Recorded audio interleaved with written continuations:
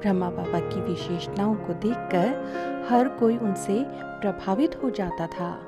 उनका व्यक्तित्व, आचरण और दिव्यता सब कुछ अद्भुत था। उनसे एक बार कोई मिल लेता था तो उनका ही बनकर रह जाता था। हिमाचल मंडी की शीला दीदी जब उनसे पहली बार मिली तो जैसे उन्हें भी अपने जीवन का लक्ष्य मिल गया। फिर क्या था, वो यज्ञ में समर्पित हो गईं। ओम शांति। ऐसे थे हमारे ब्रह्मा बाबा। तो सन 1962 में मुझे बाबा का परिचय मिला और जैसे ही परिचय मिला तो बस एकदम यही था मेरा पहले से बचपन से ही लक्ष्य था कि मुझे सेवा करनी है, ईश्वरीय सेवा करनी है या कोई भी सेवा करनी है। मैं पढ़ाई करूंगी और पढ़ करके फिर चाहे स्कूल में टीचर लगूं, डॉक्टर लगूं, कुछ भी करूंगी, लेकिन मुझे सेवा करनी है।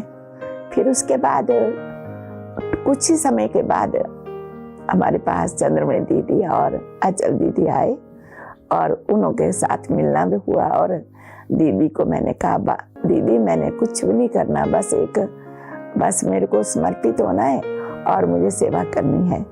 तो दीदी कहते हाँ, मैं तेरे को ले जाऊंगी अपने पास। फिर मैंने बस एकदम ऐसा लक्ष्य बन गया और पिताजी से चिट्ठी भी लिखवा ली कि बस मैं आज से ही इसी सेवा में समर्पित हूँ। तो मेरे आगे कोई भी प्रकार की ऐसी परिस्थिति नहीं आई। और फिर मैंने बाबा से पत्र लिखा, बाबा मेरा मैट्रिक पूरी हो गई, अब मुझे आगे क्या करना है।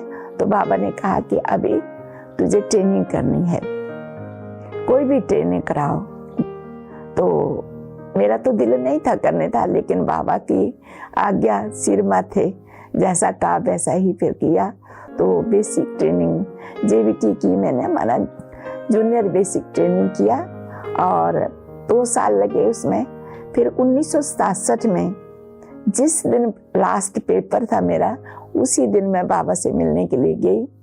और जब बाबा के पास पहुंची तो जैसे दरवाजे के पास गई तो बाबा ने कहा, बच्ची नौकरी टोकरी तो नहीं करोगी, बच्ची नौकरी टोकरी तो नहीं करोगी, बच्ची नौकरी टोकरी तो नहीं करोगी। मैंने कहा नहीं बाबा, मैं नहीं करूंगी।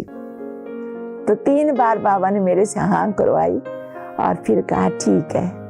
बस फिर उसके बाद हम बाबा की गोद में गए और बाबा की गोद में जाकर के ऐसा लगा कि जैसे सब कुछ दुनिया है क्या, और मुझे सब कुछ भूल गया, एक बाबा ही नजर आ रहा था और कुछ नहीं। और बाबा ने बहुत प्यार किया। फिर उसके बाद हम ऐसा देखते रहते थे, बाबा के पास कोई पार्टी जाती थी तो हम भी उनके साथ चले जाते थे। तो बाबा हर बार हमें टोली खिलाते थे। कभी ऐसा नहीं कहा कि तुम तो अभी लेकर के गई अब फिर आ गई, लेकिन कभी नहीं कहा बाबा ने। जितनी बार बस हम सामने बैठे रहते और वहां से दौड़ करके चले जाते, भैया अब हम बाबा से फिर से मिलेंगे। तो इस तरह से बाबा का मिलन हुआ। फिर मैंने बाबा को कहा, बाबा मैं एक चीज बना करके लाई हूँ, टेंट बना करके लाई हूँ। क्योंकि उस समय पर बाबा ने कहा था कि एक ऐसा टेंट तैयार करो जो जहाँ भी लगाएं वहाँ पर काफी बड़ा हो और ऐसा लगाएं जहाँ पर सोने के लिए भी स्थान बन जाए, अलग अलग कमरे बन जाए, कमरे की तरह बस अच्छा सा बन जाए। तो मैंने स्कूल में जो है हमारे हेडमिस्ट्रेस थे उनको मैंने कहा कि ऐसा ऐसा टेंट बनाना। तो उन्होंने मेरी बहुत मदद की और मैं कपड़े का बना करके ले गई थी। उसमें अच्छी तरह से उसको कैसे खड़ा करना है। तो उसमें 3-4 कमरे थे, किचन अलग था और नहाने के लिए थोड़ी दूरी पर जैसे बनाया था। फिर मैंने कहा, बाबा मैं टेंट बना करके लाई हूँ। तो बाबा ऐसे पाँव के बल बैठ गए मेरे आंगन में। बाबा का कमरा है वहां, उसके बाहर उस समय कच्चा ही था, कोई सीमेंट नहीं था उसमें पड़ा हुआ। तो बाबा ने वहां बैठ के और कहा, बच्चे लगा के दिखाओ। मैंने बाबा को दिखाया और बाबा बहुत खुश हुए और मेरे को बोला, बच्ची तू सिलाई कर सकती है। मैं कहा हाँ बाबा, क्योंकि मैंने उसका पूरा माप जैसे उससे करके और लेकर के गई थी सारा कुछ, कि अगर मुझे बाबा बोलेंगे बनाने के लिए तो मैं बना भी सकती हूँ। इस प्रकार से मतलब सीख करके गई थी। तो बाबा ना से जैसे छोटे बच्चे करते ना कोई की काम, तो माँ बाप कितना खुश होते, तो बाबा बहुत खुश हुए और मुझे कहा कि बच्ची तू बनाएगी? मैं कहा हाँ बाबा बनाऊंगी। तो बाबा कहते हाँ ठीक है, तो तूने नहीं जाना वापस ना, यहीं रह जाना, पार्टी चली जाएगी, तू यहाँ रहेगी। मैंने कहा जी बाबा। फिर एक दिन की बात है कि पानी नहीं था, पानी खत्म हो गया। तो सब कहते कि पानी तो है नहीं, कौन पानी आएगा, कैसे लाएंगे। तो नजदीक ही कुआं था, जहां पर अभी भंडारा है उससे थोड़ा सा नीचे जैसा था एक कुआं, उसमें ऐसे रस्सी से पानी खींचना होता था। तो मैंने कहा बाबा मैं लाऊंगी, मैं भरूंगी, मैं खींचूंगी पानी और मैं दूंगी सबको, सब ले आएंगे। तो बस ऐसे लाइन लगा दी, बाल्टियां लेके सब खड़े हो गए, एक के बाद दूसरा, दूसरे के बाद तीसरा, और बाबा सामने से देखते रहे।